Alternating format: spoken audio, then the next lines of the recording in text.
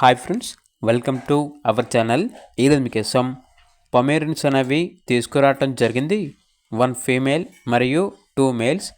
ఇవి వచ్చేసి చాలా యాక్టివ్గా ఉంటాయి. ఎటువంటి హెల్త్ ప్రాబ్లమ్స్ అనేవి ఏమీ లేవు. వెరీ ఫ్రెండ్లీగా ఉంటాయి అని అయితే చెప్పడం అయితే జరిగింది. ఇక లొకేషన్ వచ్చేసి కారేపల్లి.